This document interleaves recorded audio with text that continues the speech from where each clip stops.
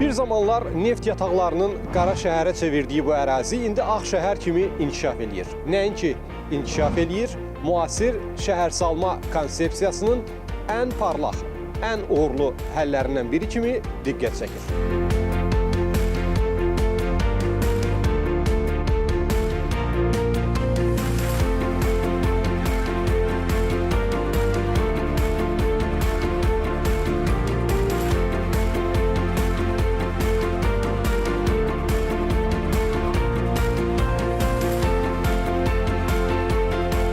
Bakı Ağşəhər layihəsinin icraçı direktoru Ruslan Sadıxov dövlətimizin başçısına və birinci xanıma burada icra olunan və hazırda həyata keçirilən işlər barədə məlumat verdi. Prezident İlham Əliyev, birinci xanım Mehriban Əliyeva və qızları əvvəlcə Qarabağ atları heykəltaraşlıq kompleksi ilə tanış oldular. Vətən müharibəsindəki qələbəmizə həsr edilən və milli irsimizin rəmzi olan bu kompleks Qarabağ atları meydanında ucaldılıb. Kompleksdə Soltan, Ürək, Sereyin, Aypara, Şöhrət, Ötkəm və İldırım adlı ümumilikdə 7 Qarabağ atının heykəli var.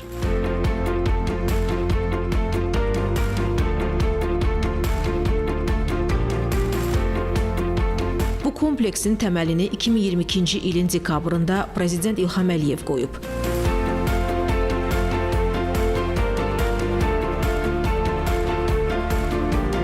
Kompozisiya Amerikalı heykəltaraş Robert Sambers tərəfindən yaradılıb. Onun Dallas şəhərində malqara sürülməsi, Kaliforniya hava limanında John Wayne və digər əsərləri dünyaca məşhurdur.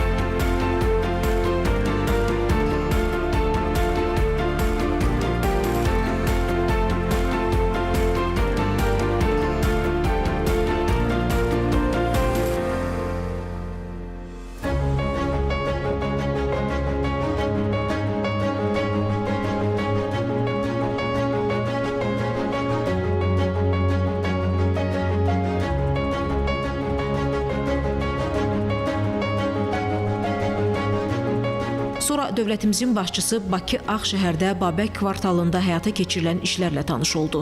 Hazırda bu layihənin icrası istiqamətində işlər uğurla davam edir.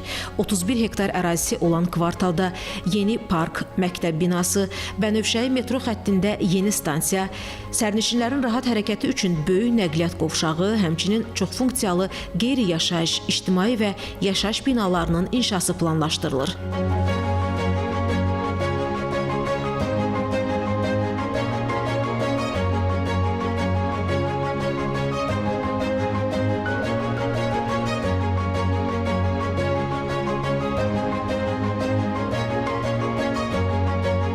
Ərazidə kafelər, uşaq oyun meydançası və digər sosial infrastruktur yaradılacaq. Bundan başqa yaxınlıqda 2, 3, 6, 8 və 20 mərtəbəli binalar tikiləcək.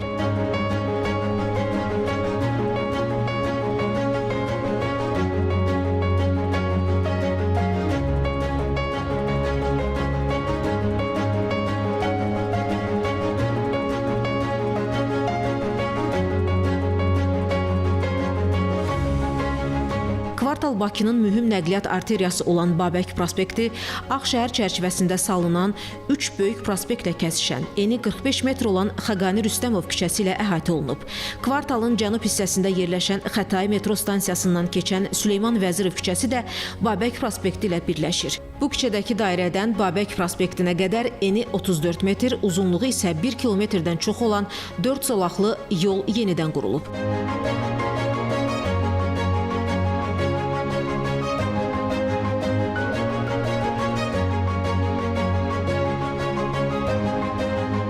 Hazırda Süleyman Vəzirov küçəsini Babək prospekti ilə birləşdirən eni 32 metr olan 2 əlavə yol qovşağının tikintisi üzrə işlər davam etdirilir. Bu küçə boyu piyadaların rahat hərəkəti üçün eni 7 metr olan geniş səkilər salınıb, ağac və gül kolları əkilib, yerüstü piyada keçidləri, elektrik avtomobilləri üçün enerji doldurma, yanacaq doldurma məntəqələri və digər zəruri infrastruktur yaradılıb. Avtomobillərin rahat hərəkəti və sıxlığın qarşısının alınması üçün zəruri yerlərdə dönmə və geriyə çevrilmə zolaqları nəzərdə tutulub. Layihə çərçivəsində məktəbin qarşısında piyadaların parka və Bakı Avropa Liseyinə rahat hərəkətini təmin etmək məqsədi ilə yüksəldilmiş piyada keçidi quraşdırılıb.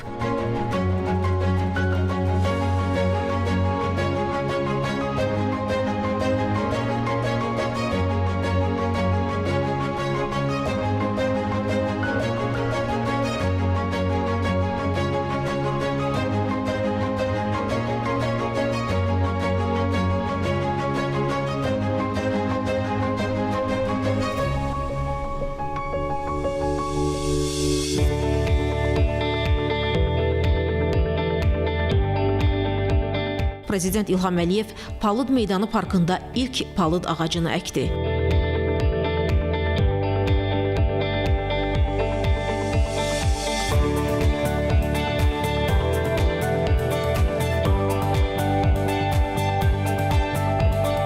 Qeyd edək ki, parkda çox sayda palıd, çinar, zeytun, ağcaqayın, maqnoliya, palma və digər mövsümi ağacların əkilməsi planlaşdırılır.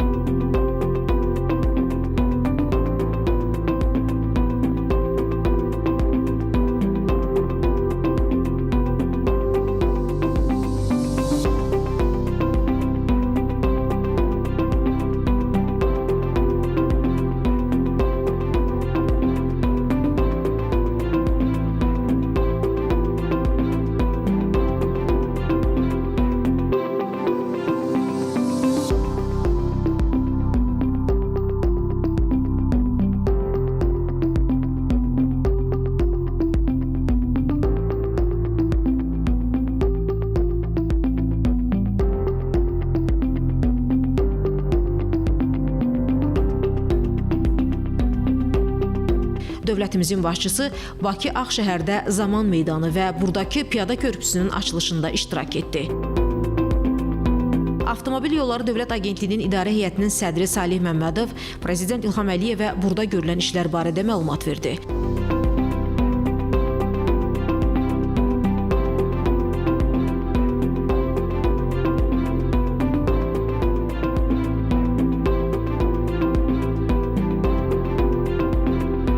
Uzunluğu 234, eni isə 7-13 metr arasında dəyişən körpü Bakı Ağşəhərdə piyadaların rahatlığının təmin edilməsində mühüm rol oynayacaq. Piyadalar onun vasitəsilə 8 noyabr prospektində yerləşən Zaman meydanına, Babək prospektindən Mərkəzi Park rayonuna, Fəvvarələr meydanından isə Ağşəhər bulvarına rahat gedə biləcəklər.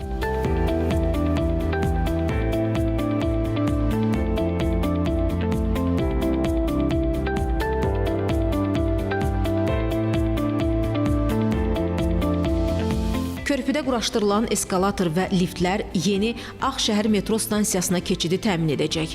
8 noyabr küçəsində yerləşən və 8000 kvadrat metrə yaxın ərazini əhatə edən Zaman meydanı gözəl landşaft və fəvvarələr kompleksi ilə əhatə olunub. Bura incəsənət və mədəniyyət həvəskarlarının məkanına çevrilib. Belə ki, meydanda bir çox yerli və xarici məşhur sənətkarların əsərləri nümayiş olunur.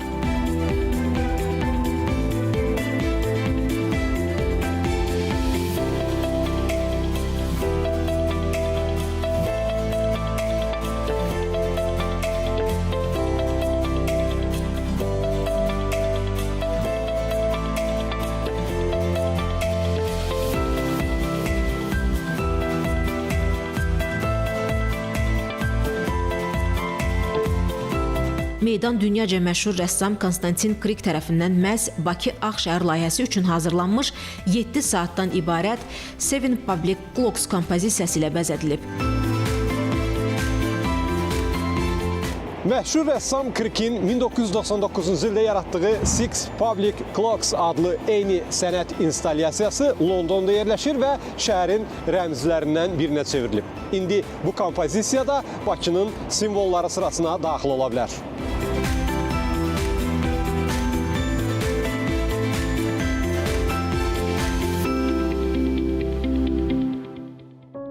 Meydanda yerləşən Josef Klibanskinin Buludların üstündə adlı bürünc kompozisiyası da maraqla qarşılanır. Ağşəhərin mərkəzi yollarından biri olan Bulvar küçəsində müasir Britaniyalı heykəltaraş Simon Gadginin Nur axtarışında heykəli də quraşdırılıb. Bu heykəl dünyanın müxtəlif ictimai yerlərində, o cümlədən Londondakı Riverside Walk Garden və Hyde Park kompleksində quraşdırılıb. Simon Gadginin xüsusi olaraq Bakı Ağşəhər üçün hazırladığı Flamingo əsəri də tezliklə buradakı Dağdağan parkını bəzəyəcək.